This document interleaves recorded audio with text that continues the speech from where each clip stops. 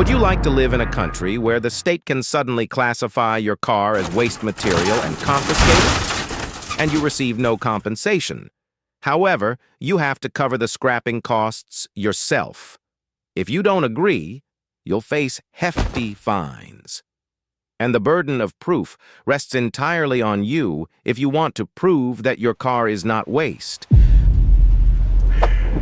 You are deprived of ownership of your car. Is this excerpt taken from George Orwell's book 1984? No. It's a proposal for an actual law that bureaucrats in the European Union want to introduce in member states. And the law will be named End-of-Life Vehicle, or simply evil.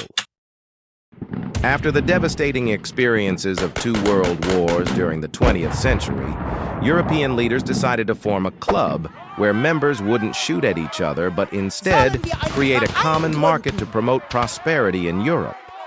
Out of that club emerged what is now the European Union. To further link the members, common laws are introduced to facilitate and promote integration among the countries.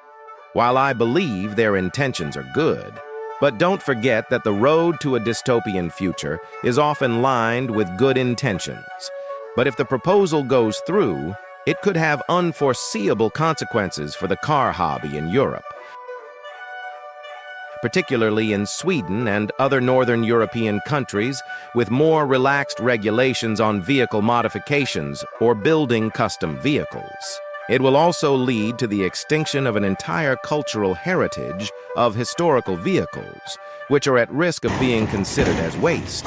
The proposed legislation impacts both the purchase, sale, and the right to own your own car. The proposal implies that if the car fails, the inspection or the cost of repair exceeds its market value, it is no longer considered a car, but rather waste. Your intention regarding the car holds no significance. The law does not take into account your desire to preserve your grandfather's old car by restoring it as a piece of family history. If it's deemed obsolete, it's considered waste. Vehicles of historical value may qualify for exemption, provided they meet specific criteria. This entails being historically preserved and maintained in their original condition without any substantial alterations. Otherwise, it's just waste. There's someone taking a stand against this madness. Go ahead.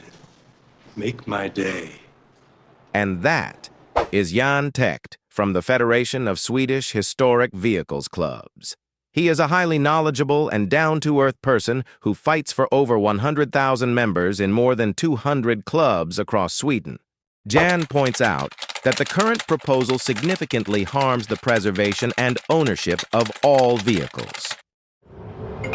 And another historic club is also joining the fight. The esteemed Royal Automobile Club, established in 1903 with His Majesty the King as its patron, also rejects the proposal. They argue that considering cars unable to pass inspection or requiring costly renovations as waste undermines the entire car enthusiast community. They draw parallels with other cultural treasures. It would require immense efforts to restore the Colosseum in Rome or the Parthenon in Athens to their original standards, yet no one would consider them waste because of that. Are we looking forward to a future where the police will drive around car gatherings and label our hobby vehicles as waste? If you share the same concern, please share this information.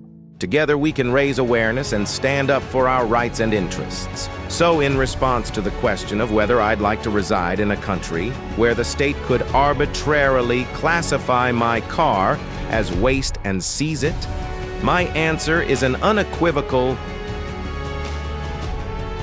no, absolutely not under any circumstances. No way would I tolerate such a violation of my rights. Hell no. So, what are your thoughts? Drop them in the comments below.